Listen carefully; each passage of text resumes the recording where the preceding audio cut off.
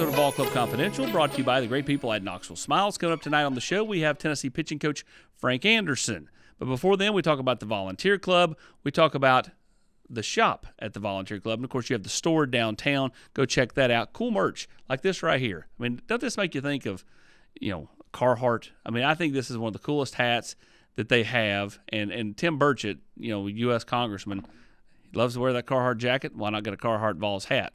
We'll make that sales pitch to him. We'll talk about more about that later on the show, but for right now, let's talk about Knoxville Smiles.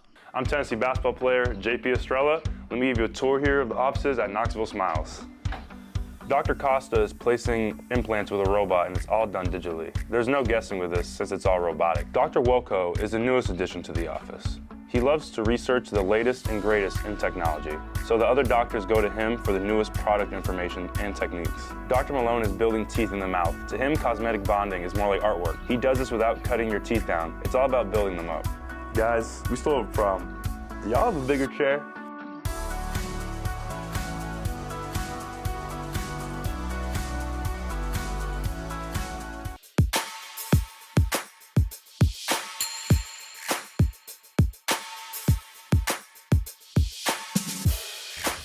Coach, how you doing, man? Good, man. You? Doing good. Coach Anderson, I've been itching to get you out here for a while. I want to start back. You're from Grant, Nebraska, Right. Which is probably closer to Denver than it is about any other major city, right? I mean, Absolutely. Yeah, it's probably a handful of miles from Colorado border by Holyoke, probably less than 10 miles, and you're probably another 40 or 50 from Kansas. So it's about as far southwest in the state as you can go. Yeah. So did you grow up a Denver fan as far as like the professional sports teams? I mean, were you a Nebraska kid growing up? Cornhuskers? What were you favoring? You know what? My dad managed co-op grain elevators, and so we moved a little bit. So we were in Missouri, Kansas, Nebraska. I graduated high school in Nebraska, but I grew up a Chiefs fan, Lenny Dawson and the Chiefs from back then. And then when you moved to Nebraska, I mean, they were really good at the time in football, Bob Devaney and then Tom Osborne. But I was a Oklahoma fan and a Jack Mildren fan more than anything, guy that was quarterback with a wishbone at that time.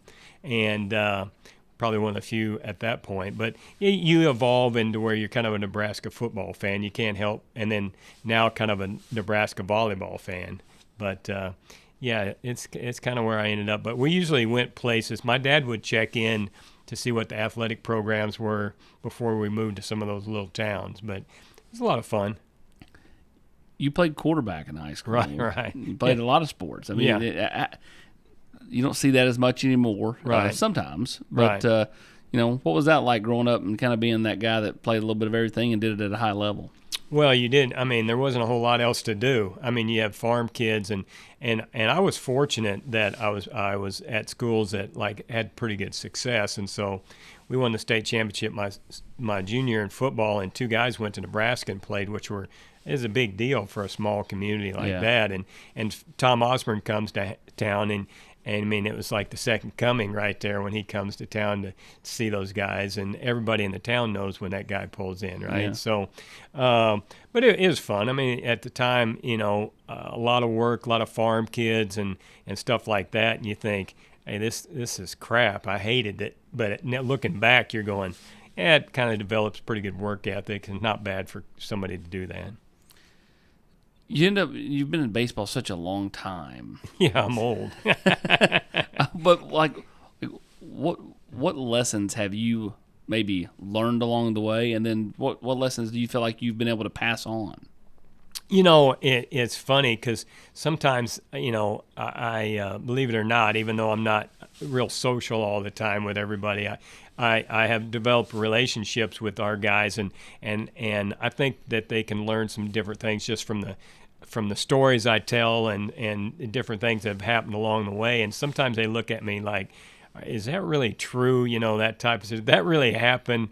And when you've been doing it 40 years, I'm not saying you see everything that's going to happen, but you've seen quite a bit of it. And so a lot of times, what you see happen on the field or some things that happen off the field that you can help kids with, we've done it before. Now it's a little bit different. When I first started coaching, most of them were Bobby Knight type guys and stuff like that.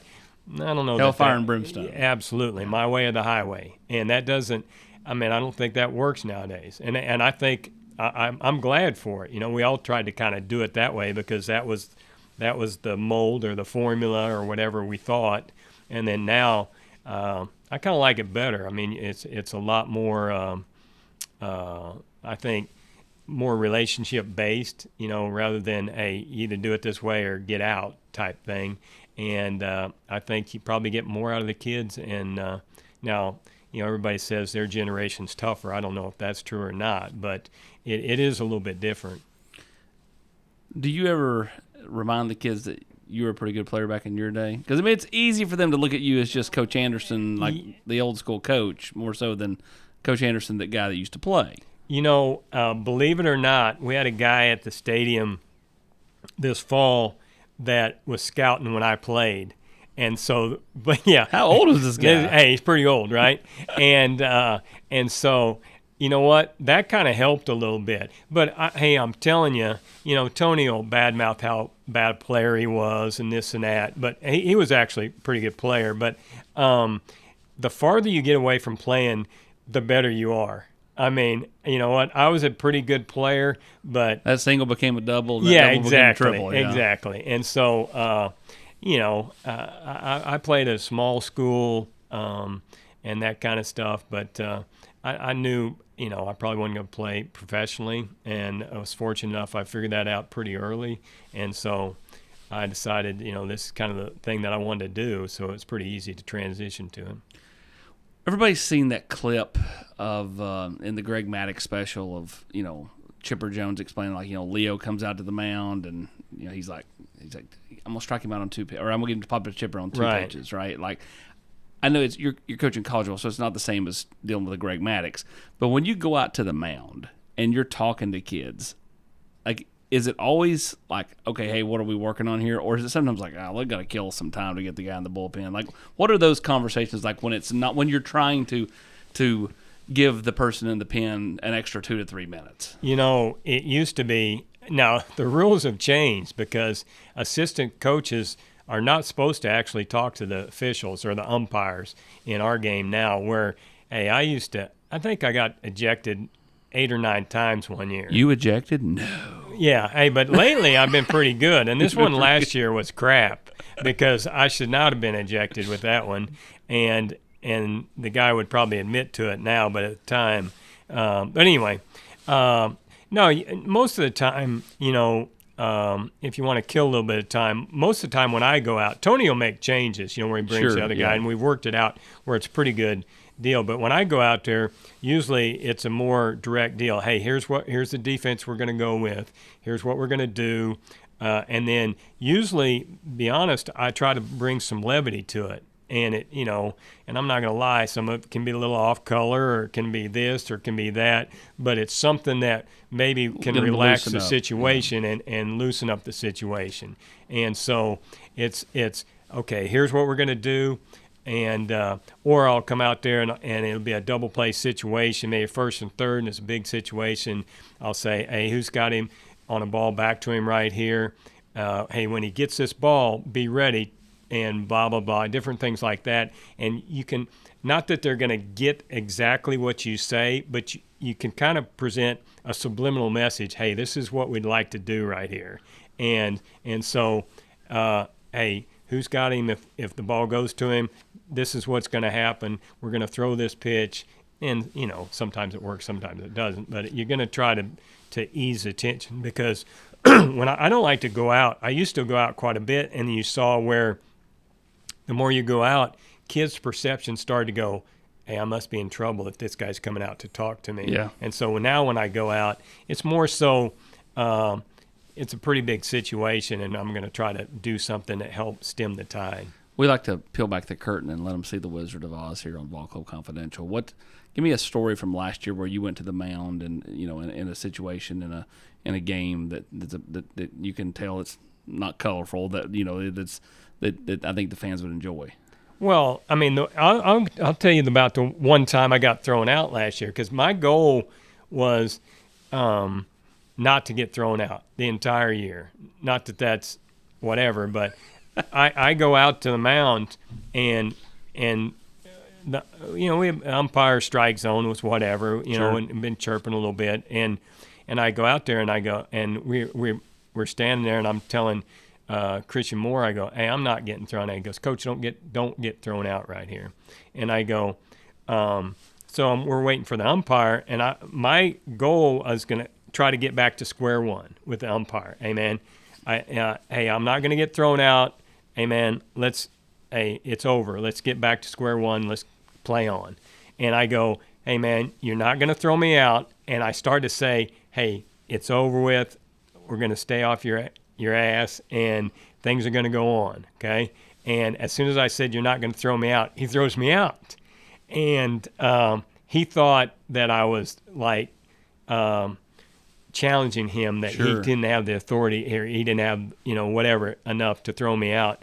And so he throws me out, and the next day, I can't remember, it might have been Billy or maybe Dean was over there by third, and the guy goes, hey, what were you guys, because when he came out, we were laughing, because Christian Moore goes, hey, do not get thrown out. We're laughing about it.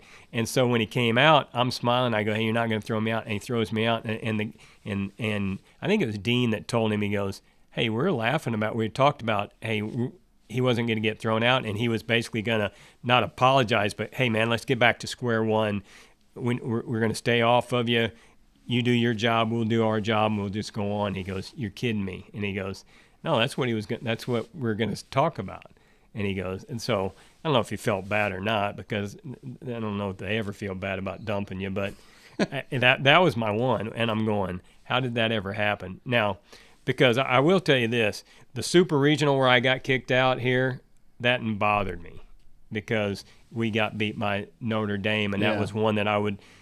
Winning last year made that a lot easier, because I wasn't there for the last two games. Because that was such a special team. With Oh, God, yeah.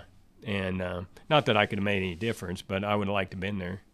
You never know. I mean, you coach little things here and there. I mean, the ability to, for you to go, Tony, let's leave him in. I think you got this one. I mean, that goes a long way. I mean, every time you've seen a coach make a key critical decision, in any sport. Sure, absolutely. When are you having your most fun? You seem like an in the lab, in the cage, like just grinder practice kind of guy. I like that part the most, and the interaction with the kids, and taking somebody that is a talent. They're all talented. They got some talent. They wouldn't be here. But taking a guy, say a non-drafted guy like Dolander, and all of a sudden now you're a first rounder in those type of situations. And you asked me about where Grant was. I bet outside of our basketball coaches, I'm the only one that knows where Dalton Connect went to junior college at Northeastern Colorado. I just thought about that. You asked me about Grant. I talked to him about that too. You know where Northeastern Colorado Junior College is? I do not. Sterling, Colorado. Yeah, that was it. Not that it has anything to do with Is that what just we're across talking the about. line from Grant? Oh, absolutely. That's where we used to go and have Coors beer back in the day. Did you know that they couldn't take Coors beer past the Mississippi State line, or the Mississippi River, I think, wasn't it, or something like that at one time? I did not know that. You couldn't sell that east of the Mississippi. I think that was what it was, something like that. Yeah. Well, it got changed. It did get changed, but we thought we were hot stuff going to Colorado and doing that. But anyway. For you, like winning, you'd won a cultural series before, right? But to win one last year with Tony, because you came in here in 2017, right, and made the decision to come here and kind of build this thing from nothing. Sure, it had been on such hard times. Sure, facilities run down. We're seeing great changes with all that. Sure, and everything. Absolutely. I mean, like, what was that culmination like when you get the strikeout? What's going through your mind? Well, I mean, when I decided to come here, I was going to Arizona State. My daughter had graduated from high school, and I was coaching at University of Houston, and my wife did not like the city of Houston. I wasn't, excuse me, a big fan of Houston either. I mean, it's huge, right? Yeah. And the traffic, and it was like 1 hour to get there, 1 hour to going home, to our subdivision where we were at, stuff like that. But when I grew up, the teams were Miami, Texas, Arizona State, USC. Great baseball schools. Those were the 4. And I'd already been at Texas, so I was going to go to Arizona State. And then Tony, he's a good recruiter. And he goes, hey, man, just come look at it, right? And now I knew him from when he played. I knew him from coaching. We're not when I recruited a lot and when he recruits, we're not right in the middle of the rest of the guys. We're down the line, we're here, we're there. And so we got to know each other pretty well, and he did a good job recruiting me to get me here. He's got the old Italian blood, so he gets to running hot. Obviously, you run a fraction hot at times. Is Elander the guy that can cool you all down? I mean, because a lot of times you would say you need a yin to the yang. Is he that for you too? I think so. And his personality and his demeanor. I think that's when he gets that opportunity to be a head coach. I think that will be one of his biggest traits is that he's a lot more even keel. Now inside, I think he's not any different than we are, sure. But it probably doesn't bubble, to the top like ours does quite as much. And I'm getting better. I have to. Is the goal the same? Is this year's goal not to get thrown out? No, I mean I have different goals. We done said it. We're good to get thrown out this year. I don't like missing games though, but they changed the rules there where maybe if you didn't get suspended for the next game, it might not be that big a deal to me. But I don't like being away or getting suspended or doing all that stuff. Yeah, unless you're messing like Bellarmine on a Tuesday night. Yeah, well, yeah. And yeah. You can toss on a Sunday. Because then I can go out and see some high school games on Tuesday night. Maybe there's somebody we need to go see or something. When you're looking at this year's pitching staff, tell everybody about it. Like what are they to look for? Because you had so much change from a year ago. Oh, absolutely. What are the names that Tennessee fans need to know about? Well, some of them. I mean, obviously Nate Snead was here, sure. And so that's one of the bigger ones. And Andrew Binky, he pitched some, and Marcus Phillips, you saw some glimpses of him, but some of the newer guys, and Austin Hundley, is coming back, and so. And I'm sure there's somebody I'm forgetting, but we lost quite a bit. We did, and so we got a couple kids out of the portal. Liam Doyle from Ole Miss, yep. And then we got Tanner Franklin that came from Kennesaw State, and then we got some freshmen that are good arm guys, and then some junior college kids that have a chance. But it's going to be, early it'll be a work in progress because it's so many new guys and things like that. But that's what makes it fun. I mean, that deal last year was about as unconventional as I've ever been a part of. And is that what made it that much better? It was, for me, it was fun because it was, there's 7, 8, 9 guys every day that came to the field that had a chance to pitch because our starters were not going to go deep into games. We had one opener and actually 2 for a while till Xander kind of took off. And so Beam was really the only guy that, would throw 4, 5, 6, 7 innings. And so everybody else, hey, we're going to come there, we're going to see what happens, and we'll make adjustments along the way, especially after Russell went down. Marcus Phillips, everybody sees the flashes. Yeah, absolutely. What does he have to do, or what has he done to take the step? Well, I mean, I think, he's worked hard for one, and it's harder to give in if you work hard. And so I think that, he just, the confidence level needs to take another jump. And if it does, it could be something pretty special. Just look at him. Good Lord. I mean, that's what it's supposed to look like. And he's been successful in the past. I mean, but he's also, I think, finished second in the state in Mr. Basketball in South Dakota, which I don't care where you're at, finish second in state in Mr. Basketball, you're probably a pretty good athlete. And so, but it was more so that kind of stuff in baseball where he was at. And so he's kind of new to this thing a little bit, but he's really talented. What about this year's pitching staff makes you smile?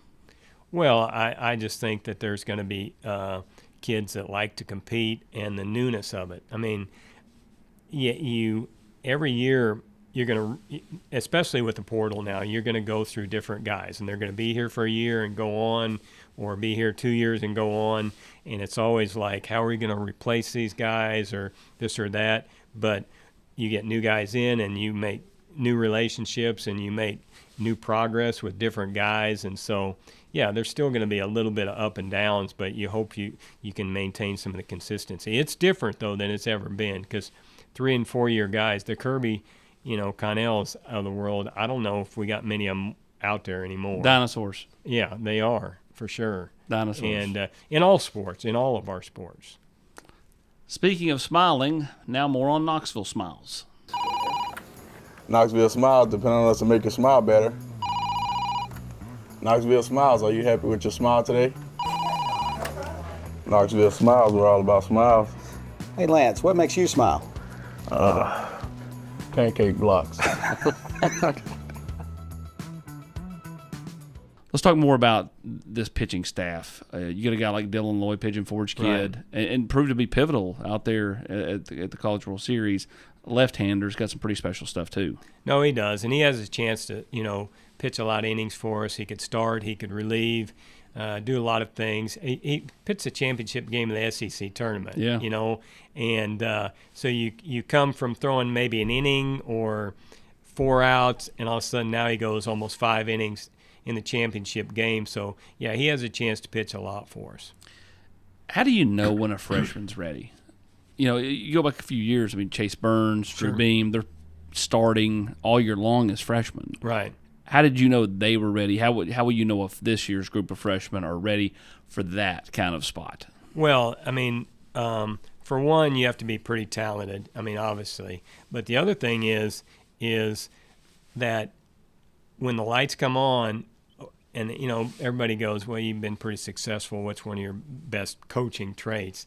I think part of it is you can look in somebody's eyes and see if they got a deer in the headlights look or, hey, let's do this type thing. It doesn't always go great, but who likes to compete, who's not scared of the situation. And the more you get out there, the more you get comfortable with it. And like you said, with Chase and Drew, we didn't really have a choice. Yeah. And you weren't as deep back then. No. And so, hey, we kind of threw them out there. And, we also started Dolander, who was a sophomore. So we started 2 freshmen as a sophomore. Yeah. And so it was a little bit different than anything I ever had. We also have some freshmen. Tegan Coons has a chance to be really good also. And no, it really is more so, okay, let's see who can handle this situation, who's not overwhelmed by it, where it doesn't speed up, where it's like, I've been here before. Now, it is a little bit easier because, as you know, hey, a lot of these kids have played in major league stadiums. They played in parks like ours or any, big Division I facilities where a lot of times 15, 20 years ago, they're lucky to play in front of 100 people, their parents and their girlfriends and stuff like that. And so now it's not quite as big a difference as it used to be. For you, what's the biggest, when they get here, what's the biggest message you're trying to impress upon a freshman when they walk in the door? Like, what's your kind of, I don't know if it's a Diga recruitment pitch or just trying to prepare them for what's ahead. Like, what do you have something that you try to hit every one of them with every year, or does it literally change depending on the kids? I think it changes a little bit because everything's individual for each kid. Now, I have a buffer, which is a great buffer for me because we have one of the best strength coaches in the country. And most baseball used to not do this, but now we usually bring kids in the last session of summer school, and they'll go through all the strength training, and they're taking classes and stuff like that where they kind of get a jump ahead of, and our strength coach is pretty tough on them. And so you kind of have a little better idea than you ever had before of, okay, who's going to meet this thing head on and who's going to scuffle a little bit. And we talk a lot, amongst our coaching staff of, hey, where this guy's at or where that guy's at or how he's handling this and that. And so I think you have a better handle on all that stuff than you've ever had because of him. Yeah, I think strength coaches across the board in all sports are kind of that nice, like, undercover agent for the coaching staff, like football, Sure. Basketball too. Like, this kid's been really impressive. He's been on time. You kind of learn a lot about a kid. Like, is he going to be on time to things, or is he the perpetually late kid? Sure. No, I think so a lot. And then, when they first come in the summer, our sport's so different because a lot of them have gone through the draft. They maybe got drafted. We had 2 kids, I think 2, maybe just one that was here actually getting ready to do all that stuff and got drafted and signed. And so, where the draft falls now, it's kind of also right in that middle of that kind of stuff. And so they've got all kinds of stuff going on right there. But our strength coach does a really good job of navigating through that stuff and then kind of letting us know, hey, here's where this guy is, here's where, and that kind of stuff. So I think it makes it easier transition for us. Most talented pitcher you've worked with ever? Probably, and now it's easy to say, and I didn't get the opportunity like I would have, but I think Chase Burns has got to be up there, Garrett Crochet. The Ben Joyce deal still just makes me smile every time I think about it because of where he was as a youngster and where he's at now and all that kind of stuff. And then, there's been quite a few. I mean, I've quite a few major leaguers but Your son? Yeah. Now we were talking about that on the way over here. So, we have a few guys can, run it up there pretty quick. And we were talking about somebody, throwing some pretty high velocity today. And he goes, I'd have died to be able to do that, type deal, man. It's like somebody that can hit the ball 320 yards off the tee versus somebody that hits it 270. Sure. It's a huge difference. Well, your margin for error is much better when you throw it down the middle to Mike Trout at 100 as opposed to 92, type deal. Oh, you're exactly right about that. I mean, every time I see Chase or Ben Joyce, I think of the movie Rookie of the Year, like when he throws and you can hear almost like the rubber band. Sure. And he just whips that thing, and it's like a blink. Well, and plus knowing how hard the kid works and what a great kid he is, and then seeing, him have that success and the humility that he has, it's just fun to watch. And I've seen a lot of games. I've seen a lot of guys throw, but every time Ben would go out there, I'm not gonna lie, and our analytics guy Sean McCann and I would talk about, hey, it was like it was just fun to watch. It was a fan type deal to see that type of ability that he would, and he's throwing so hard that nobody'd ever seen anything like that Ever. No, ever. Still. And so that makes it a lot of fun. Do you have a Mount Rushmore of pitchers? If there was a Mount Rushmore of pitchers, who are you putting on it? As that in college that I played against? No. In baseball history. You know what? Now that we're so data driven, and I actually got to coach against him because his kids were playing at TCU. Nolan Ryan, to me, they had that documentary about him, and I still think maybe he's probably the hardest throwing guy, I've ever seen in person, even though they don't have the numbers to back it up, and this and that. And he was one. I love to watch Greg Maddux.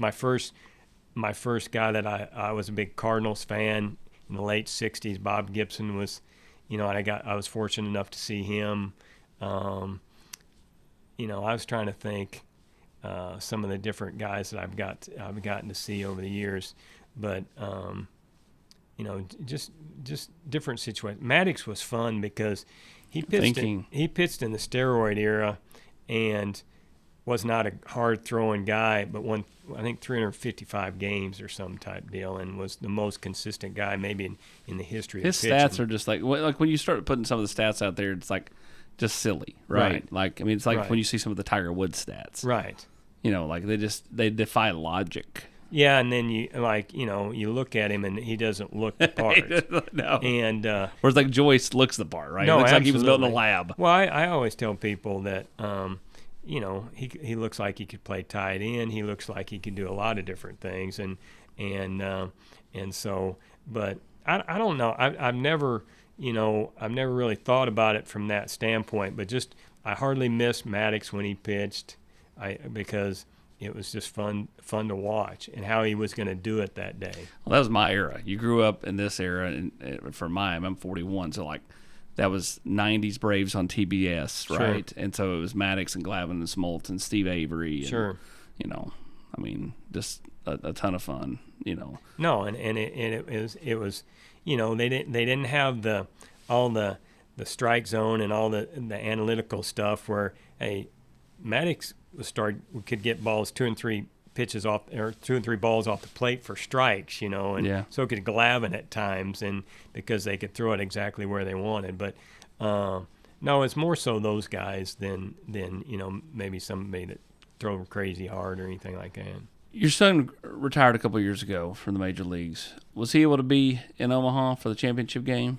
Yeah, that was one of the most fun times I've had. He actually was there in 2002 when we won, in the dugout, and I always tell people he was so upset because the NCAA wouldn't let him sit in the dugout unless he was a bat boy, and he was, I don't know, 6'1", about 190 at the time, and he was mad because he didn't want to have to go pick up our guys' bats, yeah. Right?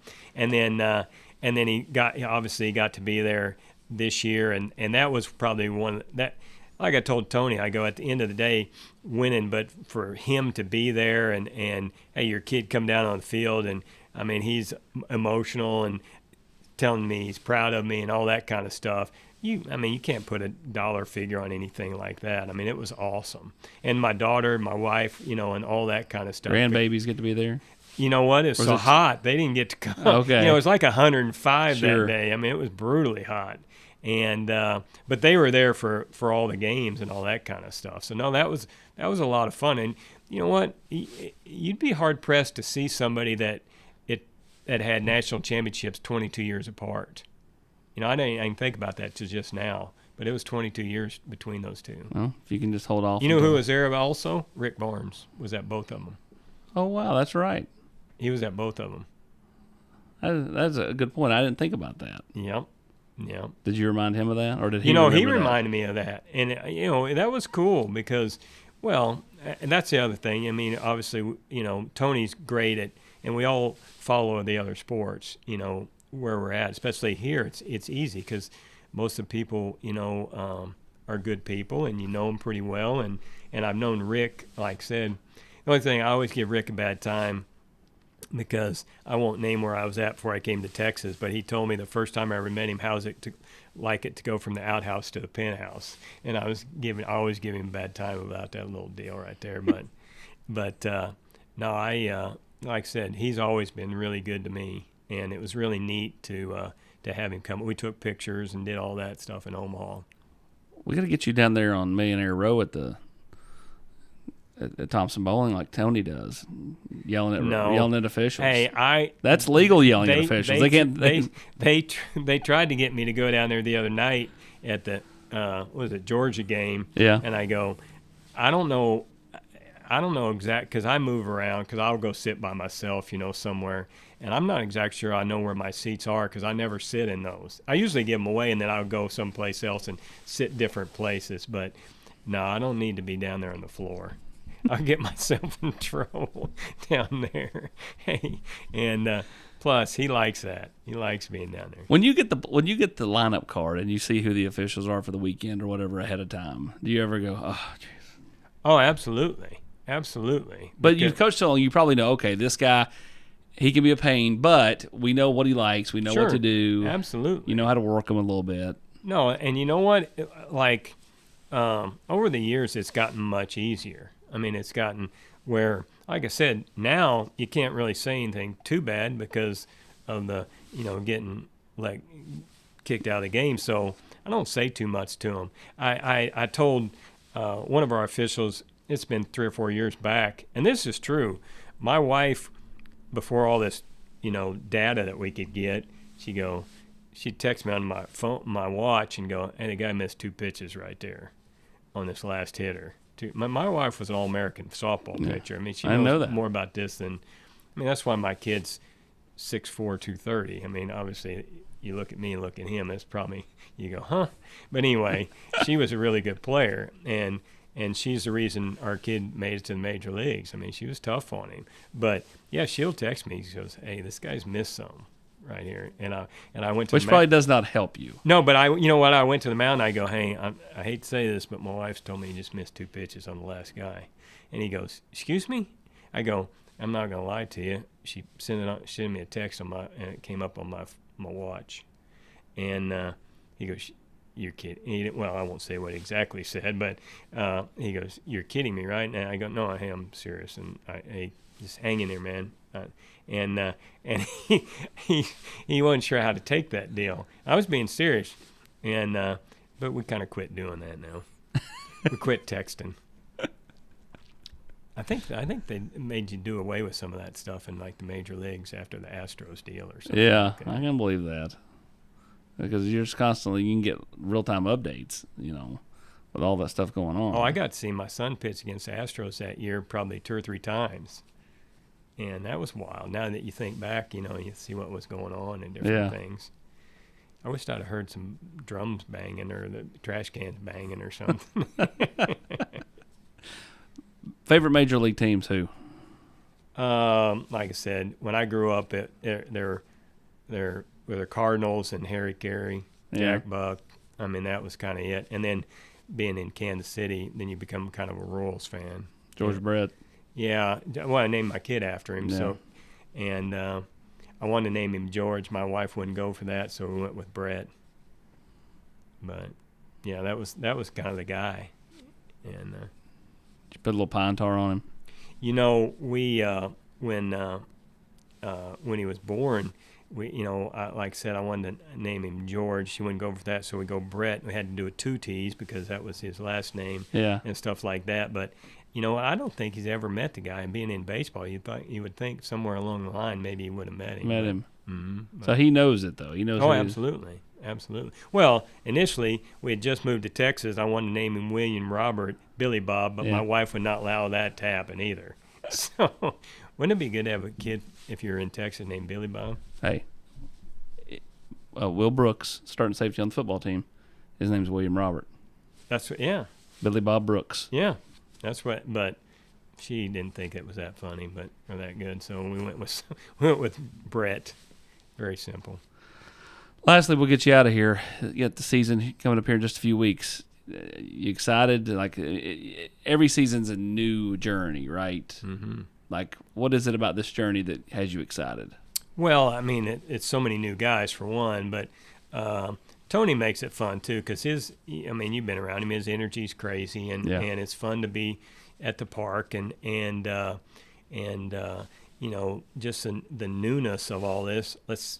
And it's going to take a while because you go, okay, let's see how this thing's going to evolve. And so I think that's what, coaching is, trying to figure out how the pieces are going to fit together and stuff like that. But every opening day, so I've been coaching since '83. I've had quite a few opening days, and so it's been a lot of fun. I mean, every time you go out there and they start the national anthem, it's like, okay, here it goes. Here we go again. And it's you see a lot of different things, but it's exciting. And then whether you got, back then we'd have 100 people in the stands, and well, if we have a decent weather, we'll have pretty good crowds here, obviously. But it's always fun. But yeah, we're excited to see what happens. But you don't know exactly till you get out there.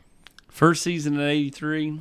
I was born in '83. Oh my God! See, that's well, yeah. I don't know what to tell you about that deal. Hey, that just means you're a veteran. You're seasoned. Yeah. Well, let's put it that. Let's keep it there. Seasoned. That's a good way to put it. You're seasoned. I'm seasoned. Starting to be seasoned more and more each and every episode. He's Coach Frank Anderson. We appreciate you. Thanks for coming out. Absolutely. Appreciate you coming in. Appreciate it. Thank you.